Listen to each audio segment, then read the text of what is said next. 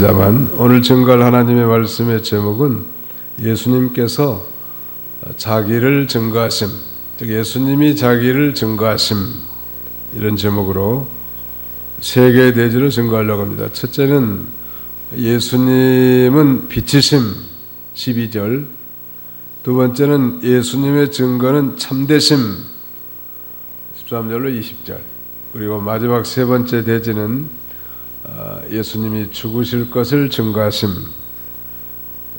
거기 이제 21절로 30절까지 세 가지 관점에서 말씀을 증거하고자 합니다. 요한복음의 핵심 단어, 키워드는 뭔가? 한마디로 말하면 믿으라, 그 말이. 이 마태, 마가, 누가 세 개의 복음서를 우리는 공관복음이라고 합니다. 공통된 관점에서 봤단 말이에요. 예수님의 생애와 기사, 행적을. 그런데 이 요한복음은 특별히 신령한 복음이라고 말하고 예수님의 그 사역에 대해서 주관적 관점에서 신령한 도리를 기록한 아주 은혜스러운 복음이죠. 그래서 이 요한복음을 독수리 복음이라고도 합니다. 왜냐하면 독수리가 창공을 뚫고 올라가는 것처럼 신령한 세계로 우리를 이끌어준다는 말. 믿으라, 즉 요한복음에서 가장 핵심되는 단어는 믿음, 믿으라는 거예요. 그래서 자신이 행한 여러 가지 기적들을 통해서 자기가 하나님이 보내신 메시아, 즉 그리스도이심을 믿으라는 거예요. 단순히 뭐 병 고쳐주고 소경 눈 떠주고 물을 포도주로 바꾸고 오병이어 5,000명을 먹이고 남은 강주리가 12강주리가 남고 그런 정도가 아니라 그런 모든 이적들을 통하여 예수가 하나님의 아들 그리스도, 즉 우리의 구세주이심을 믿으십시오 하는 것이 요한복음의 핵심 단어라고 할 수 있습니다. 오늘 이 첫 번째 대지는 예수님의 빛이라는 거예요. 12절 한번 읽어주세요. 12절. 예수께서 다시 그들에게 말씀하시기를 내가 곧 세상의 빛이니 나를 따르는 자는 결코 어둠 속에 다니지 않고 생명의 빛을 얻게 될 것이다 하시므로. 예, 이 부분에서는 예수님이 자신을 세상의 빛이라고 증거하는 거예요. 예수님이 자신을 증거하는 건데 예수님이 자신을 증거하신 데 있어서 우리 신약성경은 당시 그리스에서 통용되는 헬라어 중에서도 코인의 헬라어로 기록되어 있습니다. 이 코인의 헬라어는 무식한 사람, 평민이라도 다 읽을 수 있는 그런 언어예요. 그러니까 이 귀족층들만 사용하는 그런 언어가 아니고 범인들, 평민들도 다 읽을 수 있는 그런 글로 기록해놨던 놀라운 섭리죠. 이 놀라운 이 신약의 복음이 평민들도 읽혀지도록 하나님이 섭리하셨는데 예수님이 자신을 증거할 때 쓰는 특별한 그 헬라어 용법이 한 가지 있는데 그것은 에고 에임이란 말. 한번 따라서 봅시다. 에고 에임이. 아무튼 에고 에임이라는 것은 나는 뭐뭐이다 이런 표현이거든요. 헬라어에서. 나는 세상의 빛이다. 나는 길이고 진리고 생명이다. 나는 부활이고 영생명이다. 이렇게 증거하는 거예요. 언어적 표현을 하자면 에고에이미 토포스 투 코스모, 나는 세상의 빛이다. 에고에임이라는 용법에 그 뒤에다 다 붙이면 되는 거예요. 에고에임이 해 호더스 하면은 나는 길이다. 카이해 조에 하면 그리고 나는 생명이다. 에고에임이 카이해 알레데야, 나는 진리이다. 그렇게 표현하는 거예요. 그 다음에 에고에임이 해 아나스 타스시스, 이건 나는 부활이다. 즉 나는 부활의 장본인이다. 그러니까 예수님이 자기를 증거할 때 쓰는 독특한 헬라어 용법이에요. 에고에이미 용법이라고 하는데 예수님이 오늘은 나는 세상의 빛이다. 에고 에이미 토포스 토코스모. 굉장히 중요한 말씀이에요. 예수님이 자신을 세상의 빛이다. 오늘 제가 찬송을 선곡하는데 61장과 84장 그리고 마지막에 이제 502장을 할 건데 빛과 관련된 찬송이 예수님은 빛이시다. 여러분 빛이 얼마나 중요한지 그 중요성을 아무리 강조해도 지나치지 않을 거예요. 빛이 없으면 모든 생물은 살 수 있다 없다? 살 수 없는 거예요. 그러니까 예수님이 빛이라고 하는 것은 생명과 같은 거예요. 뭔 소리인지 지금 잘 모르고 만약에 졸 준비를 한 사람들은 다시 한번 깨워보세요. 제가 산에 많이 다니다 보니까 이산저산 기도원도 많이 다니고 그 산에서 죽는 나무들의 공통적인 특징이 두 가지가 있더라. 왜 죽는가? 하나는 뭐 칡넝쿨 아니면 머루순, 다래순들이 자라가지고 감아가지고 감겨서 죽는 경우 한 가지가 있고, 다른 하나는 그 옆에 있는 나무들이 너무 커가지고 그냥 기가 죽어서 그냥 사그라드는 경우가 있는데, 이 공통적인 특징이 뭐냐면 햇빛을 받지 못한다는 거예요. 이게 식물은 햇빛을 받지 못하면 죽는 거예요. 그 칡넝쿨이나 머리순 뭐 다래순이 자라면 엄청나게 자라고 감지만 감아도 살기는 사는데 여기에 너무 감아가지고 햇빛을 못 받아들이게 하는 거예요. 그 다음에 이 나무들이 멀쩡하게 자라다가 죽는데 옆에 나무들이 너무 커가지고 햇빛을 가려서 받지 못하니까 죽는 거예요. 저는 목회자로서 이 중대한 비밀을 깨닫고, 우리 인생들은, 우리 그리스도인들이야말로 영혼의 햇빛 되시는 예수님을 만나지 못하면 죽는구나. 또 한 가지는 주의 말씀이 내 발의 등이요 내 이 길의 빛이니이다 했는데, 하나님의 말씀이 빛이요. 그러니까 성령으로 말미암아 하나님의 말씀을 우리가 듣지 못하면 우리의 심령이 걸걸하고 곤고하고 가련하고 생명의 역사가 없는 거예요. 빛은 너무너무 중요해요. 옆에서 한번 찾아보세요. 빛이 너무너무 중요합니다. 시작. 빛은 너무너무 중요합니다. 요새 추운데 햇빛 나면 벌써 빛이 그립더라고요. 보니까 너무 지난주에 너무 추워가지고 교육자들이 고생 많이 하셨을 거예요. 산에 올라가신 분들이 별로 없더라고. 너무 추우니까 영하까지 떨어졌으니 얼마나 추워요. 복장을 아주 단정하게 해야 되겠는데, 예수님이 나는 세상의 빛이다 이렇게 자기를 증거한 거예요. 영혼의 햇빛 예수님 아니요? 예수님의 이 빛, 구원과 생명의 빛을 우리가 받아서 구원과 영원한 생명을 얻게 된 거예요. 우리가 예수 믿기 전의 상태를 어둠이라고 한다면 예수 믿은 이후의 상태는 광명의 세계죠. 지옥은 흑암의 세계라고 하는 거예요. 우리가 이 복음을 듣고 다른 사람에게 전하는 것은 어두움 속에 있는 자들을 광명의 세계로 인도하는 어마어마한 일이요. 왜? 어두움 속은 이 사탄, 마귀가 주장하는 세계 아니요? 거기 있는 마귀 수종자들을 갖다가 광명의 세계, 하나님의 자녀의 자리로 바꿔는 이 일을 마귀가 좋아하겠냐는 말. 엄청 싫어하는 거.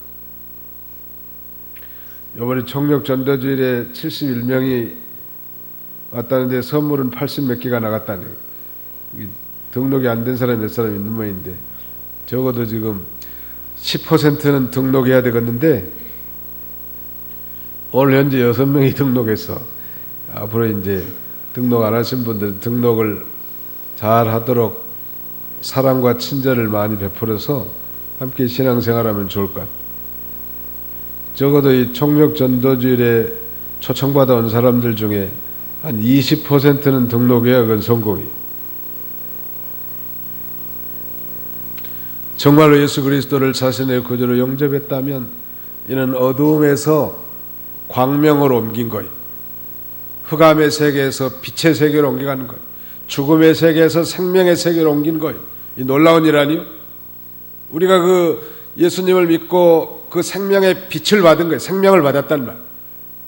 이 생명을 헬라어로 조에라고 하는데, 조에.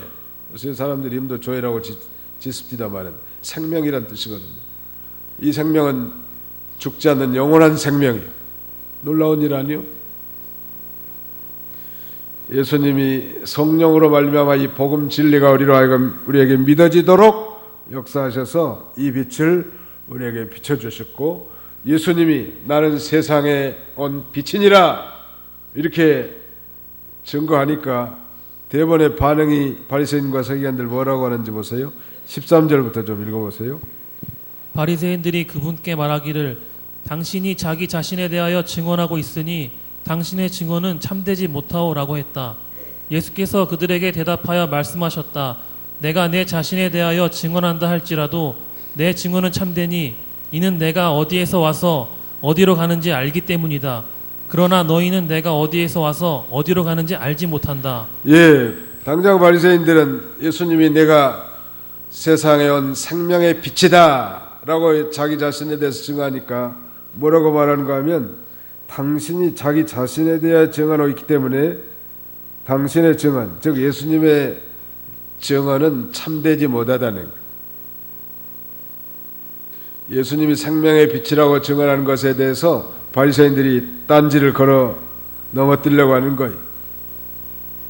그러나 우리 소제맥에서도 말씀드린 것처럼 예수님의 증언, 예수님의 증거는 참되시다는 것. 그랬잖아요. 14절에 예수께서 그들에게 대답하여 말씀하셨다. 내가 내 자신에 대하여 증언한다 할지라도 내 증언은 참되니 이는 내가 어디서 와서 어디로 가는지 알기 때문이다. 그러나 너희는 내가 어디서 와서 어디로 가는지 알지 못한다. 예수님의 증거가 참된 이유는 예수님이 어디서 오며 어디로 가는지를 아는 거예요. 예수님은 하나님 아버지께로부터 오신 분 아니요? 또 구속을 성취하신 다음에 하나님 아버지께로 가셔서 하나님 보좌 우편에 앉아 계시단 말.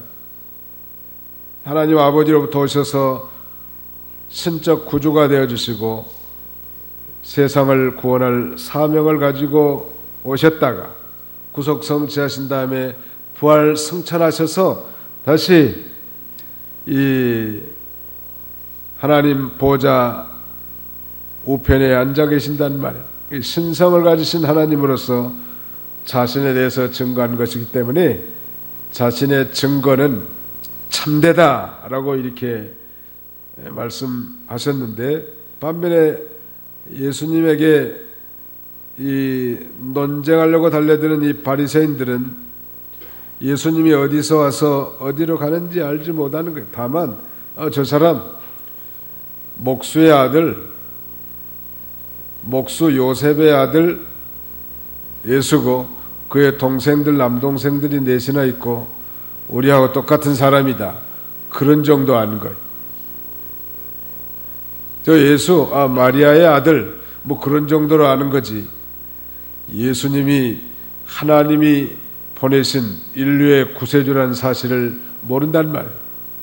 그러니까 예수님은 사실은 신적 권세를 가지고 자기 자신을 증거했기 때문에 자신의 증거가 참된 증거인 걸 말씀하고 있는 거예요. 그러나 그들은 믿지 않았기 때문에 알지 못한 것입니다. 이거 보면 이 그리스도와 진리는 믿어야 알고 회개하고 상한 심령을 가질 때 우리가 성령의 감동함으로 믿을 수 있는 거예요. 이 믿음으로 아는 세계. 우리 기독교는 알고 믿는 세계가 아니라 믿음으로 아는 세계란 말이에요. 믿습니다. 믿음으로 아는 거예요.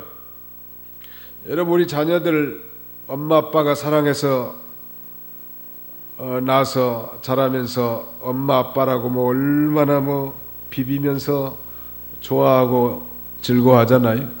근데 뭐 지가 뭐 저를 낳은 지를 포기를 했어. 내가 네 엄마니라, 내가 내 아빠다 하면서 사랑을 베풀어주고 관심을 쏟아주고, 그러니까 엄마 엄마 아빠 아빠 그러는 거지. 지가 저를 언니를 봤냔 말이에요. 믿음으로 아는 거에 마찬가지. 예수님이 하나님의 아들이신 거, 이로부터 오신 거, 우리가 믿음으로 아는 거예요. 근데 놀라운 건 그 믿음이 성령으로 우리에게 주신 하나님의 선물이에요. 바리새인들과 서기관들은 그걸 믿지 않았기 때문에 예수님이 하는 일마다 이해가 되지 않아요. 그래서 시비를 걸고 논쟁을 일삼는 거예요. 여기서 우리가 배울 수 있는 중요한 교훈은, 예수님이 세상에 오신 구원의 빛, 생명의 빛으로 오셨지만 사람들이 그를 영접하지도 않고 믿지도 않고 따지기나 하려고 하고 거절하고 마침내는 십자가에 못 박아 죽이더라는 것. 오늘 시대에도 그런 세상인 줄 알고 우리도 예수님처럼 그런 고난을 각오하고 나가는 거예요. 왜 내 말을 저렇게 못 알아주는가? 그걸 알아들을 수 있으면 얼마나 좋겠냐는 말이에요. 믿음은 모든 사람의 것이 아니. 그래서 우리 장로교에서는 소위 제한적 속죄, 리미티드 어톤먼트를 믿습니다. 이게 모든 사람이 다 구원받고 진리에 이르면 얼마나 좋겠습니까마는, 그 모든 사람이라는 건 창세 이후로 하나님께 이 영생 얻기로 작정된 자들 가운데 그들만 믿는다는 말. 아무리 교회 댕겨다 놓고 무슨 세례도 주고 뭐 집사직분을 받았다고 해도 안 믿을 사람은 안 믿는 거고, 믿을 사람은 전혀 안 믿을 것 같아도 믿는 거예요. 내가 저 인간이 예수 믿으면 내가 손가락에 장을 짓는다. 저쪽 교회 어떤 부인 집사님이 그러더라고. 근데 그 남편이 전도받아가지고 교회 나왔는데 장 안 지죠? 하나님 믿음이라는 건 하나님의 선물이란 말. 이거 뭐 결과는 하나님께 맡기고 우리가 전도하고 부지런히 복음 전하고 가르치고 인도하는 거죠. 예수님의 증거는 참되지만 그 참된 증거를 안 받아들인 줄 알고 우리도 믿음으로 구원받은 게 확실하잖아요. 하나님이 우리 아버지시고 이 믿음의 길이 정확하고 정말 바른 길이고 복된 길이고 영원한 생명길이잖아요. 그래도 많은 사람들이 동조하지 않는다 할지라도 낙심하지 말고 잘 참고 믿음으로 이겨나가시는 저와 여러분들이 다 되시기를 간절히 바랍니다. 거기 한번 또 보세요. 15절부터 좀 읽으시기 바랍니다. 너희는 육신을 따라 판단하나 나는 아무도 판단하지 않는다. 만일 내가 판단한다고 할지라도 내 판단은 옳으니 이는 내가 혼자 있지 않고 나를 보내신 아버지께서 나와 함께 계시기 때문이다. 너희 율법에도 두 사람의 증언은 참되다고 기록되어 있다. 내가 나 자신에 대해 증언하고 나를 보내신 아버지께서도 나에 대하여 증언하신다. 그러자 그들이 그분께 말하기를 당신의 아버지가 어디에 계십니까 하니 예수께서 대답하셨다. 너희는 나를 알지 못하고 내 아버지도 알지 못한다. 너희가 나를 알았다면 내 아버지도 알았을 것이다. 예수께서 이 말씀들을 성전에서 가르치실 때에 헌금한 곁에서 하셨으나 아무도 그분을 잡지 않았으니 이는 그분의 때가 아직 오지 않았기 때문이다.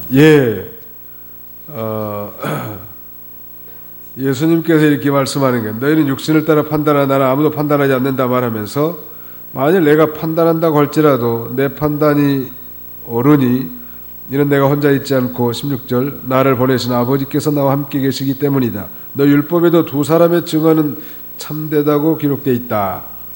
우리 아라비아 숫자 가운데 둘이라고 하는 숫자는 증인의 숫자거든요.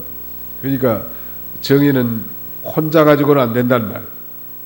율법에도 두 사람의 증인이 있어야 옳다고 판단을 하는데, 예수님 뭐라고 말씀하시는가 하면 자기 안에는 하나님, 성부 하나님이 계시기 때문에 나 혼자 판단하는 게 아니고, 첫째는 내가 판단하지만 두 번째는 성부 하나님이 판단하시기 때문에 율법적으로도 확실히 맞다는 거예요.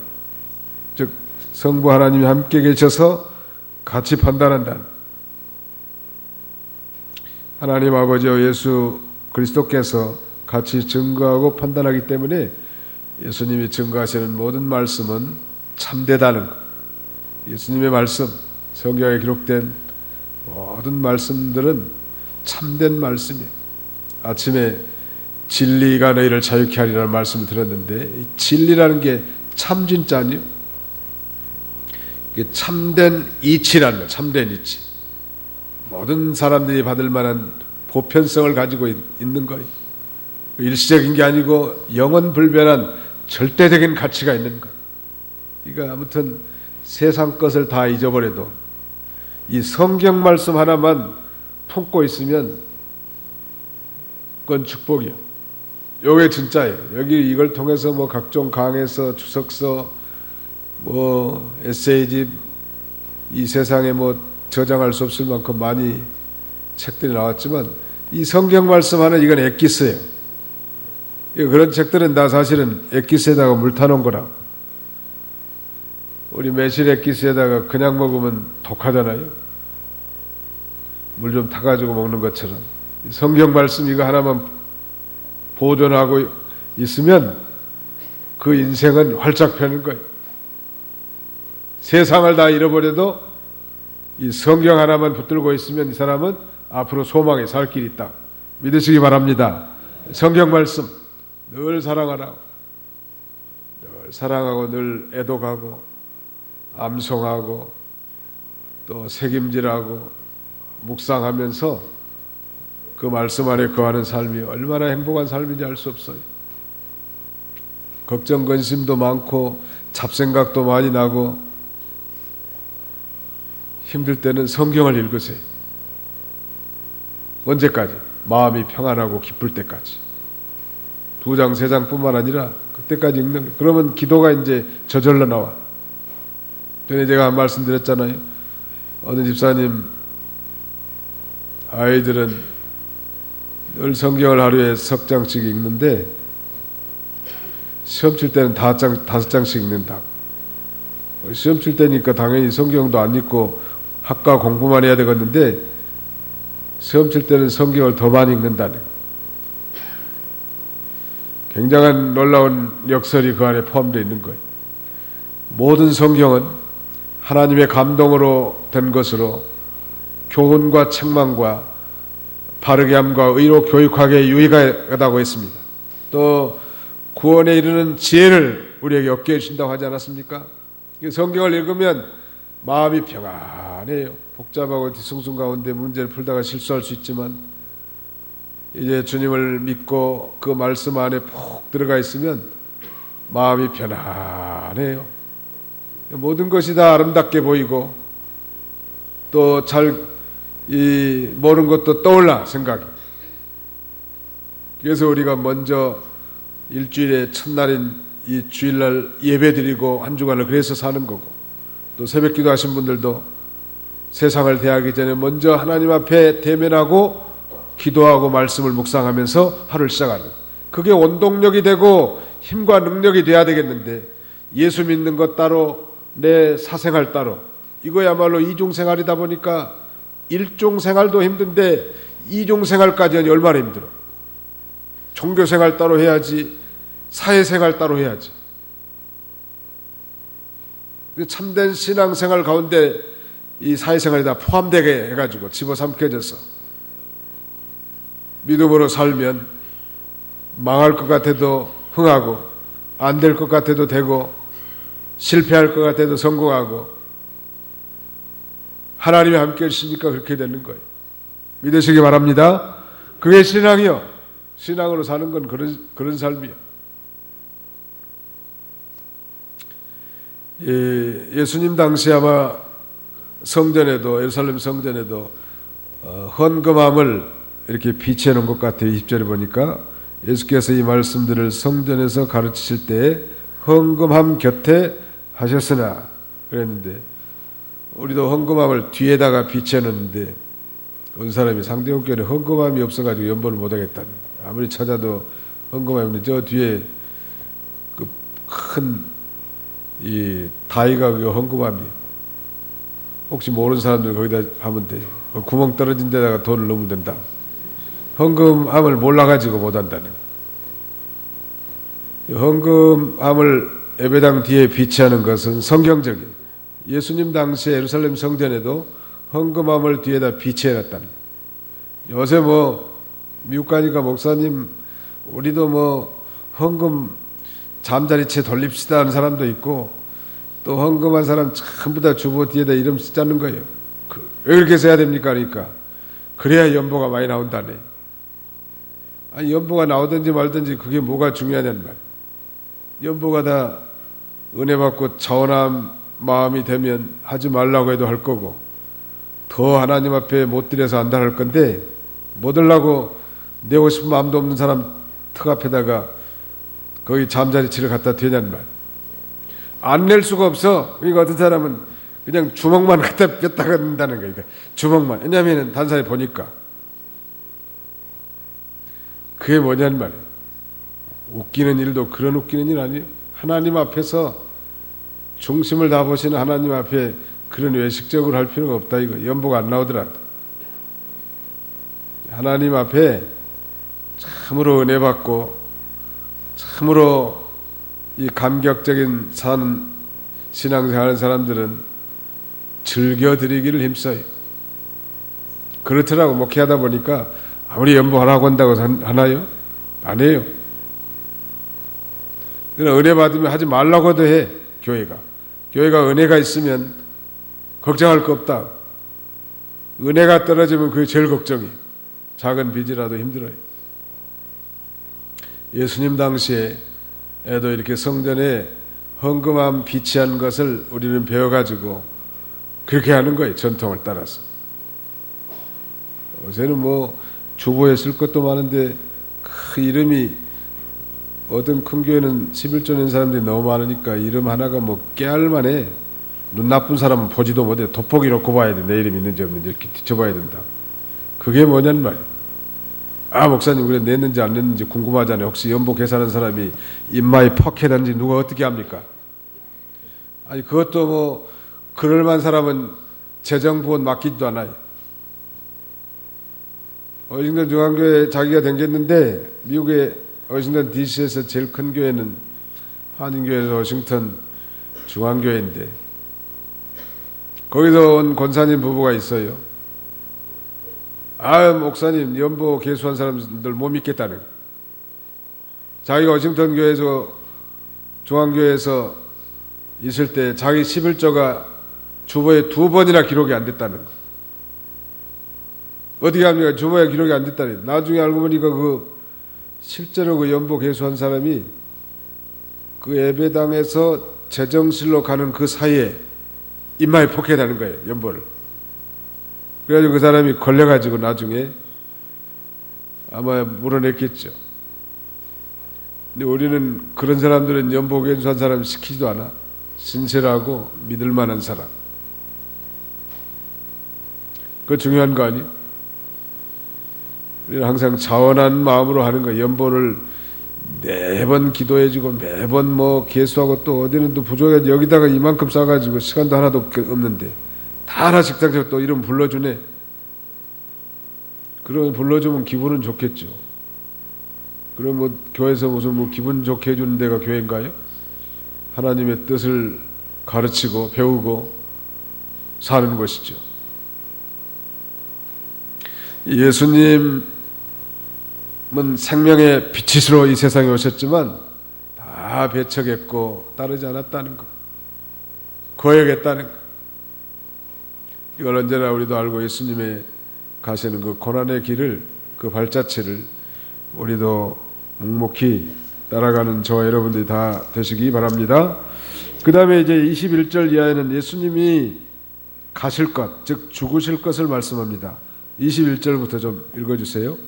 예수께서 다시 그들에게 말씀하시기를 내가 떠나가니 너희가 나를 찾다가 너희 죄 가운데서 죽을 것이며 내가 가는 곳에 너희는 올 수 없다 라고 하시므로 유대인들이 말하였다. 내가 가는 곳에 너희는 올 수 없다 하니 이 사람이 자살하려는 것인가? 이에 예수께서 그들에게 말씀하셨다. 너희는 아래에서 났으나 나는 위에서 났고 너희는 이 세상에 속하였으나 나는 이 세상에 속하지 않았다. 예, 21절에 예수님이 이렇게 말씀하셨죠. 내가 떠나가니 너희가 나를 찾다가 너희 죄 가운데서 죽을 것이며 내가 가는 곳에 너희는 올 수 없다. 이거 도대체 이 양반이 뭐 자살하려고 하는가 그렇게 생각했단 말. 예수님이 십자가에 죽으신가 부활 승천으로 이제 아버지께로 즉 하늘나라로 가실 것을 말씀한 것이지만 육신에 속한 사람들 아무리 얘기봐도 못 알아들어요. 영의 말씀을 들을 수 있는 귀가 복이 있는 것. 귀 있는 자는 성령이 교회들에게 하신 말씀을 들을지니라. 이 교회에 와서 한 졸기나 하고 그 다음에는 집중도 안 되고 이런 사람들은 아직 영적 귀가 활짝 열리지 않은 증거예요. 이게 지루하단 말. 우리같이 또 설교를 조금 더 길게 하고 말씀 중심으로 예배드린 데는 더 힘들어야 돼. 훌떡훌떡 뛰고 박수도 치고 뭐 그렇게 해야 잠도 깨고 올 건데 계속 말씀만 증거하면 지루하단 말. 그러나 영에 속한 자는 다 들을 귀가 있는 거예요. 이 시간에도 성령으로 하나님의 말씀이 자기 심령 속에 나팔 소리같이 들린 자가 복이 있는 것입니다. 믿으시기 바랍니다. 예수님이 가시겠다고 하니까 바리새인들이 이해가 안 되는 거. 어디를 간다는 건가? 우리가 만날 수 없는 것으로 가겠다는 말인가? 아니면 자살하려고 한다는 것인가? 그런데 예수님께서 장차 유대인들이 어떻게 될 것을 말씀했는가 하면 나를 찾다가 너희 죄 가운데 죽을 것이며 그랬습니다. 예수님을 배척하고 다른 메시아를 찾다가 찾지 못할 걸 가리키는 거예요. 왜? 지금 오신 예수님은 자기 입맛에 안 맞는 예수님이에요. 오늘날도 예수님을 영접하는 유대인들이 기대하는 메시아는 정치적인 메시아예요. 즉 자기들의 먹을 것과 입을 것을 해결해주고 전 세계를 정복해서 다윗 왕국을 건설할 위대한 정치적 메시아. 이 메시아를 유대인들은 지금도 기다렸기 때문에 2000년 전에 오신 예수 그리스도를 받아들이지 않은 것입니다. 결국은 예수님을 배척하고 믿지 않기 때문에 그 죄값으로 영원한 지옥에 들어가는 거예요. 사죄의 은총을 받지 못하고 죄 가운데서 죽게 될 것을 말씀하고 있는 것입니다.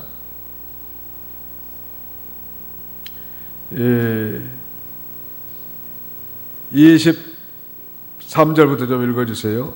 24절부터.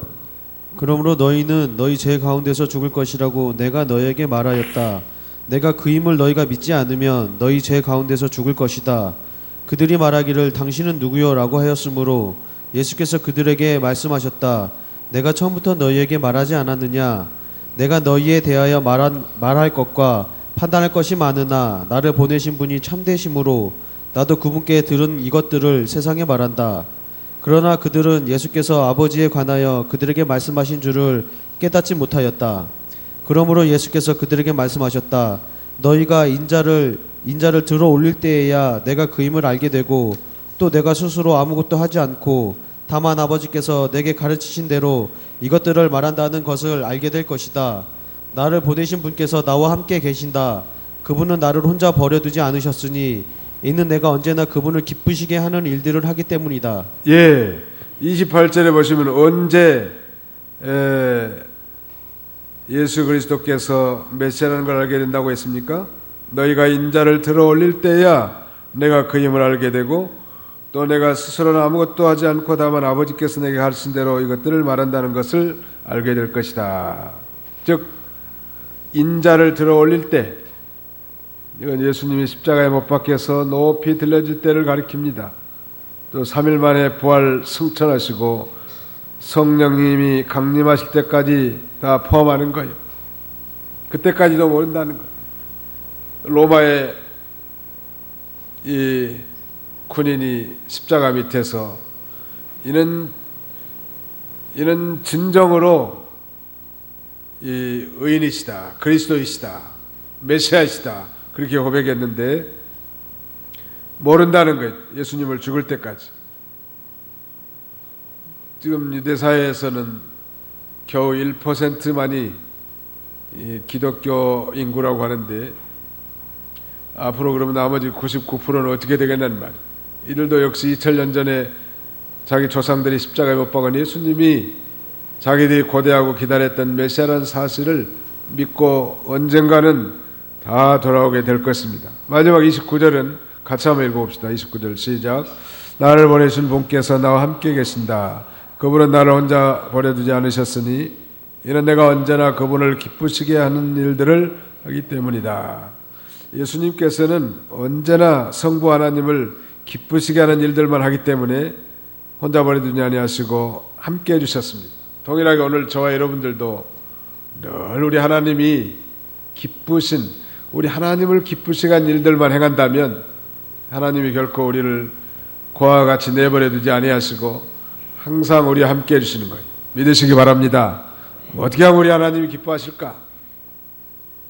늘 하나님이 기뻐하시는 일들을 찾아서 행하는 자에게 임마누엘의 하나님이 되어주시고 친히 인도해 주신다는 기도하시겠습니다.